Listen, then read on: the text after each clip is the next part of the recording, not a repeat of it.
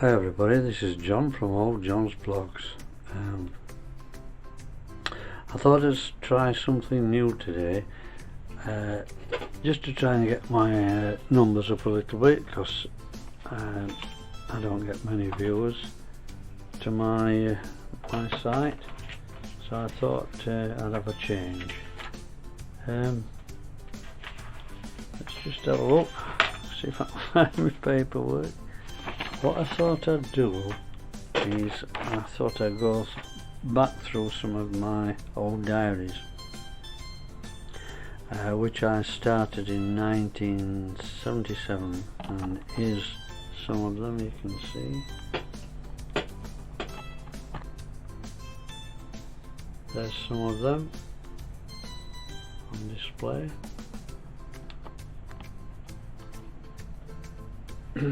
And the first one I'm looking at is in 1977. Well, at that time we had wonderful community spirit, something we seem to have lost since we had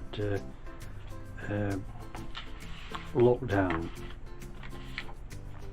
and I'll explain in a minute when I find my notes. Excuse me.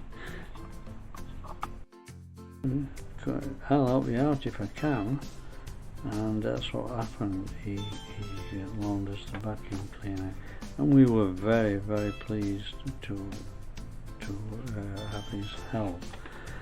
At that time, long before anybody had ever heard of lockdown, there was the community spirit, and I'm sorry to say it's not come back yet. I think it will eventually, but it's not come back yet. Anyway, slow but sure, we bought a new cooker, and eventually a fridge, freezer, and vacuum. And when I took the vacuum back to him, I serviced it as well. He was very grateful for that, and I was very grateful for his help. And that's how it was back then. People helped one another out, and the community spirit is one thing that I would really like to see come back to us. People say to me, oh, it was much better when we were children, but I'm 80 now, almost, and 70 years ago it wasn't all that good actually. The community spirit was fantastic, but look at what happened. People's health was bad. There wasn't no cures for anything. People died of things that they don't die of today. We didn't have proper food at that time. We were always hungry just after the war, and the living conditions were such where I lived. We slept in iron beds, which were cast-offs from the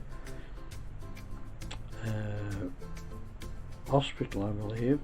Flock mattresses, which you had to fluff up and make it fit your body, or else you didn't get no sleep. No central excuse me, no central heating. Coal fires, everything was black from soot. Mum was constantly cleaning all the time. She, when you had children back then, you didn't have much time for working. I think ladies used to get cleaning jobs, or if they didn't have children, they worked in shops. But things were not, as everybody says, good. As I said, the community spirit was good because nobody had anything like days. You could lock. You no need to lock your door or anything. Nobody had anything that was worth pinching. We had rugs we made for ourselves out of old clothing, which I'll mention more about later if this video is accepted by people. and we didn't even have wallpaper on the walls at that time. Everything was, all the paintwork was brown and dowdy.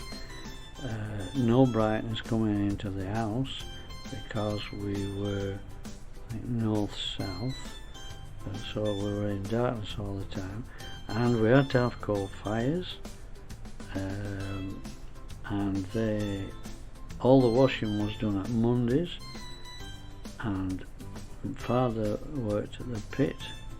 I'll explain more about that later about my father, because he had a hard time of it. He wasn't a man to discuss things with people, but he did have a very hard time. But he liked his beer, and he liked to go fishing. And many of my notes in my diaries are about nature, and that's where it all started. My father sat there fishing all day, and I used to go and walk away and see how things worked. And I've always been the same. I always wanted to know why such and such a bird would want to be there, or why such and such a plant could grow there and not grow somewhere else. And so I've always asked the question all the time, and I suppose I ought to impart some of this information on the people. I also speak about the Calton Marsh Nature Reserve, which I got involved with in about 1972, and I wrote a book about that. And I'll give some details about what transpired, because nobody's interested in the book either. So I will mention, but the idea of writing the book was to make sure that anybody that went down to the Calton Marsh site as it's known now, at that time, back in the 70s, it was a dump it site, really, domestic dump it site, and I did hear that the council may want to use it to fill it in as household waste. So that's why I got involved with it. But back then it was vastly different to what you see today. I recommend you go down there and have a look. It's flat and it's beautiful at this time of year, which is in June. I've just done a blog on it, actually, a vlog, sorry, on it, when we were walking down there looking at the dog roses and such like. So anyway, I think I'll leave it at that now, because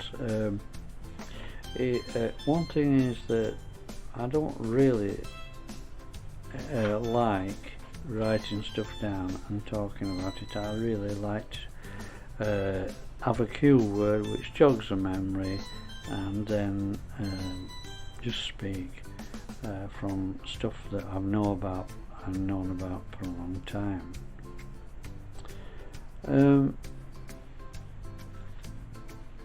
Well, I will mention one thing in the book, that I've been involved with nature for maybe 60 years now, or more. And there was one time, and one time only, when I've been frightened. And I was moon watching at that time, watching birds migrate through the moon. Past the moon, I should say, not through it. And I'd been looking at the birds moving from the east coast, passing by through the full moon, and you can see them clearly and make out what they are. And then I had a motorbike at that time, and I went back to pick my motorbike up, which was in a hide down at Calton Marsh, to keep it safe. And as I'm walking towards the hide, I saw two eyes looking at me. Now, too tall to be a fox, no dogs about at that time, and I did learn that there was an escaped animal, something like a puma or something like that, but that was also position. But it all helped to make me frightened. And these eyes were looking at me. It didn't make a sound. I don't think it would have been a deer back then, because deers were far and few between in that area, and it was pitch black, and these eyes kept looking at me, and I kept stood frozen to the spot, and I expected hearing something like a growl or something like that, and nothing. And I stood there for what seemed to be a lifetime, which would have only been a few minutes, frightened of what I saw in front of me. Was this thing going to pounce, or was it going to walk past me and leave me alone? I just don't know. I didn't know. Anyway, eventually these eyes turned to one side and walked away, like slinking away, slowly, and couldn't care less. And that's the only time I've ever been frightened, and all that's in my book about Carlton Marsh Nature Reserve. And I suppose I ought to speak about some of that. But I want to see how it goes, because I don't know if anybody's interested out there, to be honest with you. And I would like to see more numbers looking at my vlogs.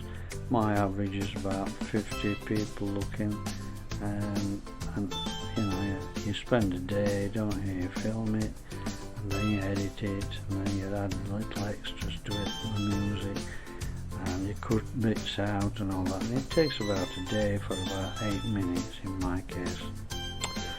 So I'll stop there, and I'll put this on YouTube for you all to look at, and see how we go. But there is one thing I don't really understand yet, and that is how to put on titles that are gonna that's Yorkshire, by the way, Yorkshire word, I should say, going to generate more views. And I'm a bit lacking in that sort of thing, but I am teaching myself. It's not easy when you get older, and so you'll have to just bear with me. Anyway, bye for now.